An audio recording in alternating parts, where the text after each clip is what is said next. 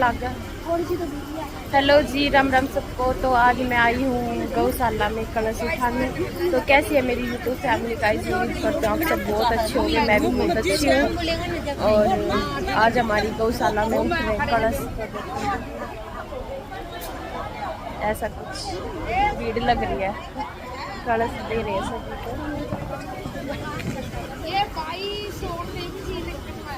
को। और घाम इतना तेज हो रहा है गाइस, बहुत ज्यादा तेज घाम हो रहा है।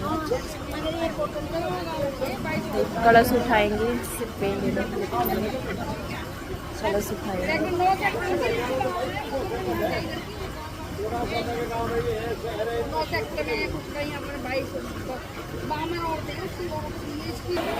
तो ये यहाँ पे ऐसा मतलब सब कलश ले। ए नाम भी सुन लियो अपने, नाम ना बोलना बेटा, वो बोलन लग रहा साथ साथ में।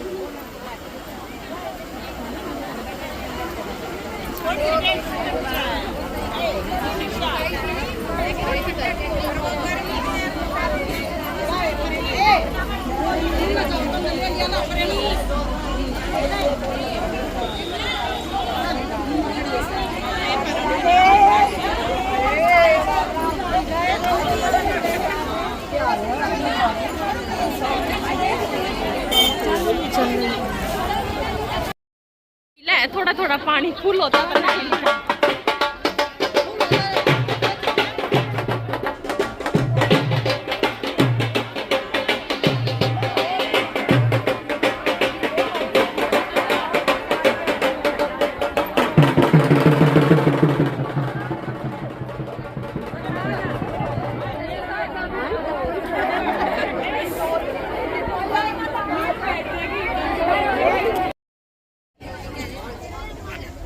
अपनी खुदा बनानी पड़ेगी। आया नन्नू ले आऊं थी मैं अपनी गल। तो गाइस हमने कलश ठा लिए है, इस पर कमा लगा।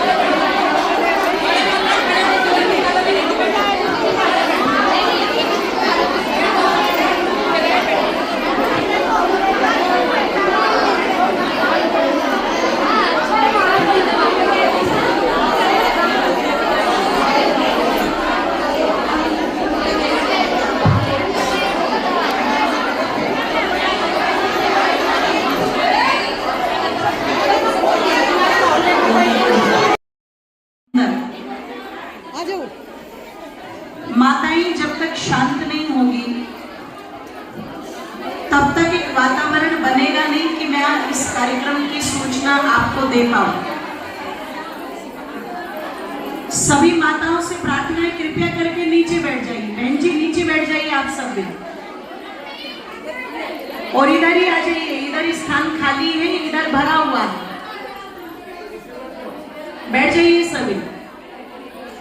बातें बोलिए सच्चिदानंद भगवान की। धन्यवाद।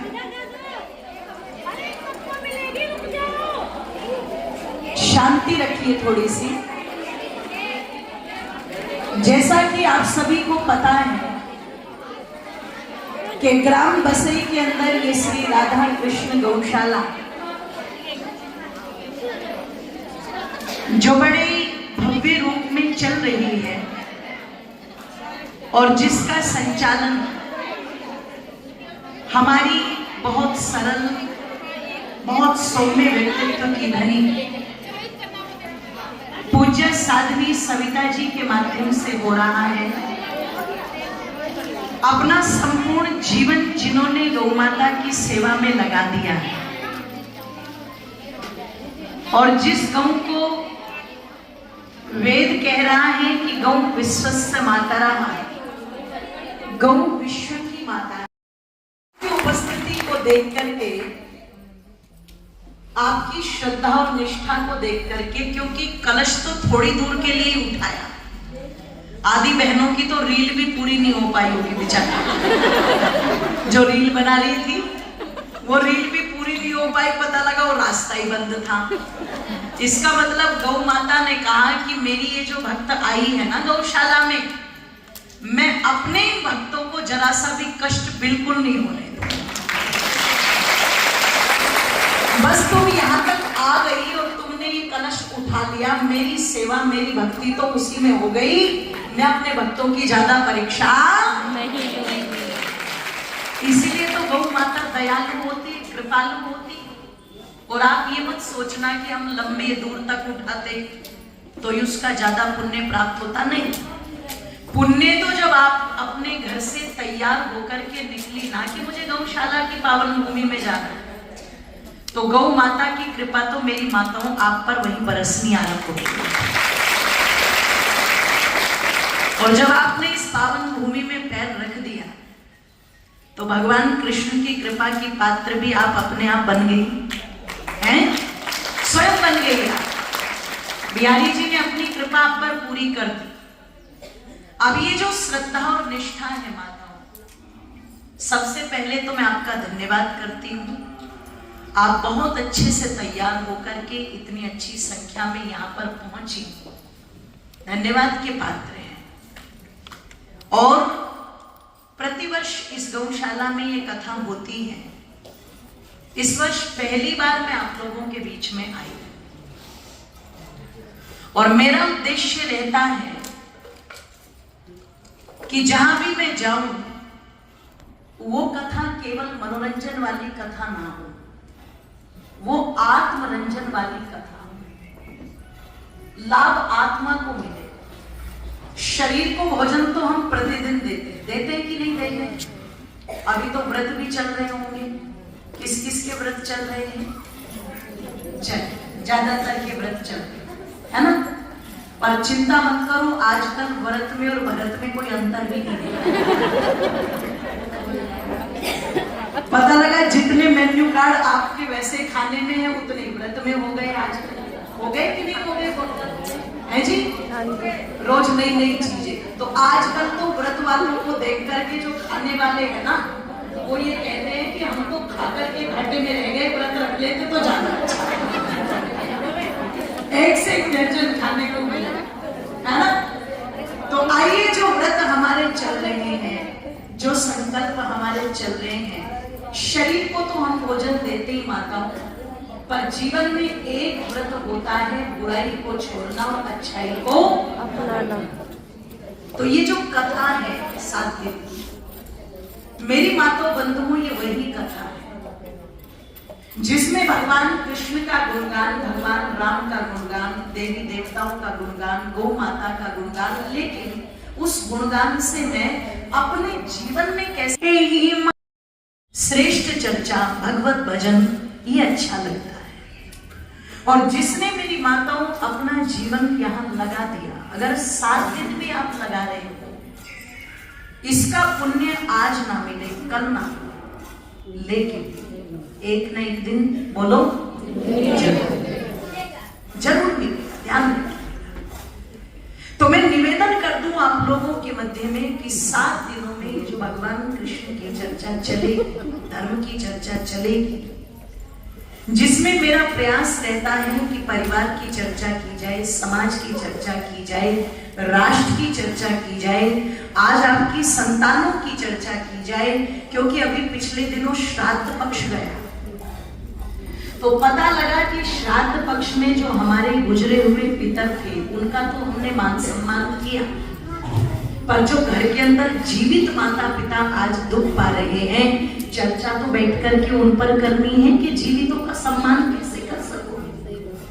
आज इन नवरात्रों में हम दुर्गा माँ की पूजा करेंगे, शेरों वाली की पूजा करेंगे, लेकिन घर के अंदर जो माताएं हैं वो भी तो दुर्गा का रूप है, वो भी तो लक्ष्मी का रूप है, वो भी तो सरस्वती का रूप है। इन दुर्गाओं का सम्मान कैसे हो, इस पर चर्चा करने की आवश्यकता है। इन कथाओं को अपने जीवन में उतारने की आवश्यकता है। तो मैं प्रार्थना करूंगी आपको 7 दिन इस कथा में भाग लेना। आज तो हॉल में ये तुरंत व्यवस्था की गई है, पर जब कल से पूरी की पूरी कथा यथा विधि आरंभ होगी, 2 बजे से 5 बजे तक का कथा का समय, तो यहाँ पर पंखे आदि की व्यवस्था, बैठने की उत्तम व्यवस्था सब की जाएगी आपकी। तो मेरी सभी से विनम्र प्रार्थना रहेगी, अधिक से अधिक संख्या में आप आए, आप भी आए, औरों को भी लेकर के आए, क्योंकि ये भी बहुत बड़ा पुण्य होता है जब हम खुद कुछ ग्रहण करते हैं और वही ग्रहण हम दूसरों को भी करवाते हैं, तो ईश्वर उसका भी पुण्य हमें कहीं ना कहीं किसी न किसी रूप में देता है। ध्यान रखिए। और कहते हैं कि बिन सत्संग विवेक न होई, प्रभु कृपा बिन सुलभ न होई। जब तक व्यक्ति के जीवन में सत्संग ना आ जाए, धर्म ना आ जाए, कथा ना आ जाए, तब तक व्यक्ति का विवेक, चिंतन, मंथन जागृत नहीं हो पाता।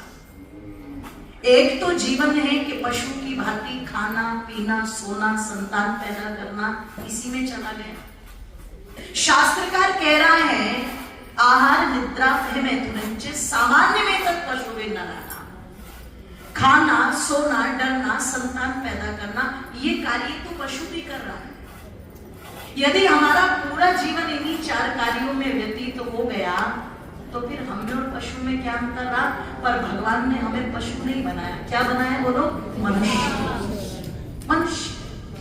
और मनुष्य किसे कहा जाता है? मत्वा कर्माणि सिद्ध्यति सा मनुष्य। जो मनन पूर्वक, चिंतन पूर्वक अपने कार्यों को करे, उसे क्या कहा जाता है बोलो? मनुष्य। हमारी झोपड़ी के भाग आज खुल जाएंगे, राम आएंगे। हमारी झोपड़ी के भाग आज खुल जाएंगे, राम आएंगे। राम आएंगे तो अंगना सजाऊंगी, राम आएंगे तो अंगना सजाऊंगी।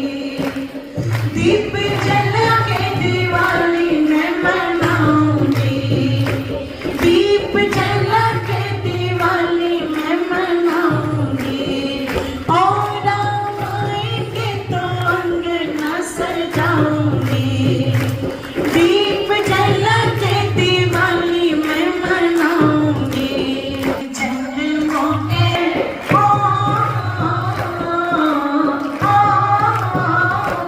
मेरे जन्मों के दुख सारे मिट जाएंगे, राम आएंगे।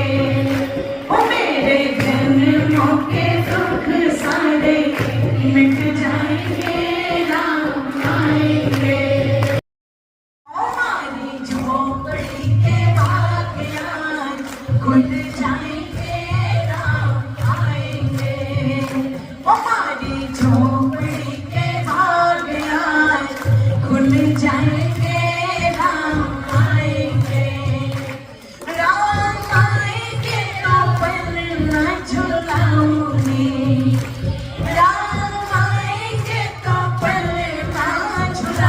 मीठे मीठे मैं तो भजन सुनाऊंगी, मीठे मीठे मैं तो भजन सुनाऊंगी, और राम आएंगे तो बरना झुलाऊंगी, मीठे मीठे मैं तो भजन सुनाऊंगी, मेरे जन्मों के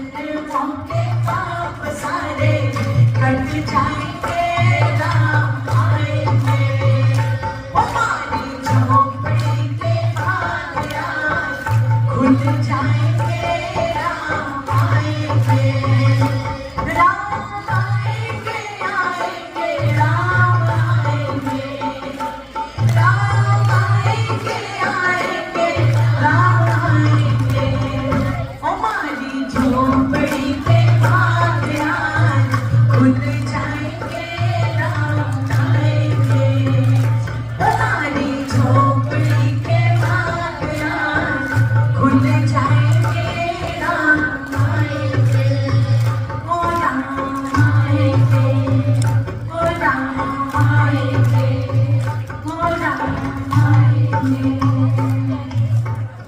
बोलिए श्याम रामचंद्र भगवान की जय। बोलिए गौ माता की एक साथ।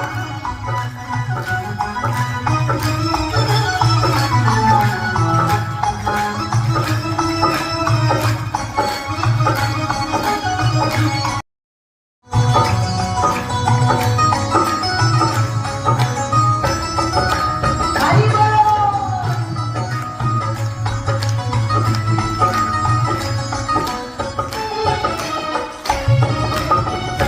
मेरा निश्चय है कि एक बार तुम्हें पा जाऊं मैं जी, एक बार तुम्हें पा जाऊं मैं, मेरा निश्चय है कि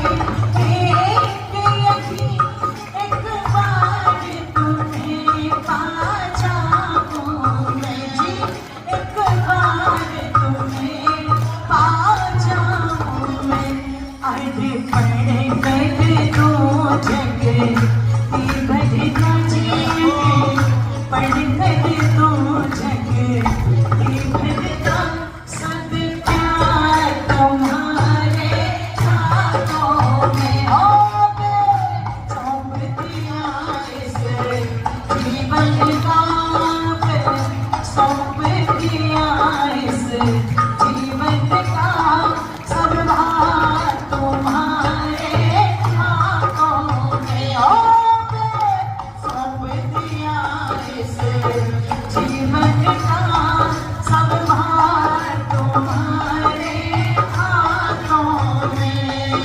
दोनों हाथों को एक साथ उठा करके